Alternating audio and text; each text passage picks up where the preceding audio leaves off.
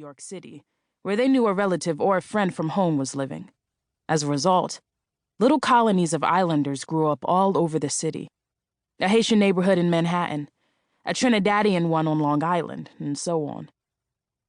There was a large colony of Barbadians in Brooklyn, and it was there that my father, Charles St. Hill, and my mother, Ruby Seal, went separately. He was a native of British Guyana, who had grown up in Cuba and Barbados.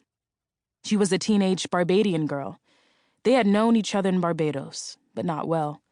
In Brooklyn, they got better acquainted, fell in love, and married. I was born in 1924. My sister Odessa came about a year later, and 2 years later, my sister Muriel. Mother was still only a girl herself, and had trouble coping with 3 babies, especially her oldest. I learned to walk and talk very early. By the time I was 2.5, no bigger than a mite, I have never weighed much more than 100 pounds. I was already dominating other children around me, with my mouth. I lectured them and ordered them around. Even Mother was almost afraid of me. Once, when I was still not yet 3, she left me with the 2 younger girls. "Look out for Des and Mew," she instructed me.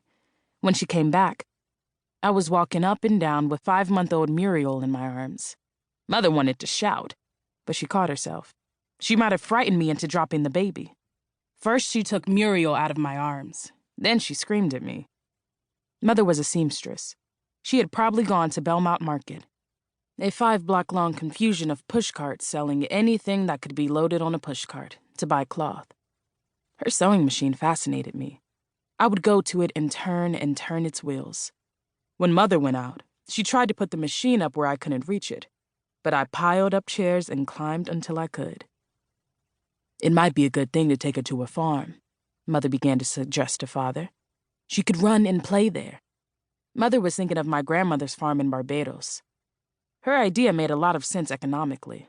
The middle 1920s may have been a time of legendary prosperity for some Americans, but not enough of it was rubbing off on young Black immigrant couples in the big city. My father was unskilled. He worked as a baker's helper and later as a factory hand. His pay, even supplemented by what Mother could earn by sewing, was not much for a family of 5. How could they ever save to buy a house and provide educations for their girls? It is important to notice that they never questioned they had to do these things. Barbadians are like that. They are bright, thrifty, ambitious people. The other islanders call them Black Jews. One of the smallest islands in the Caribbean, only 133 square miles. Barbados is a rocky place, not lush like Jamaica or Trinidad. Its residents call it Little Scotland. Both its landscape and the character of its citizens make the name apt. Incidentally, my mother's people way back came from Scotland, it was said. The Barbadians are almost more British than the British and are very proud of their heritage. For instance, they brag that on Barbados the slaves were freed before they were on the other islands. Barbados has the highest literacy rate in the Caribbean, 94%.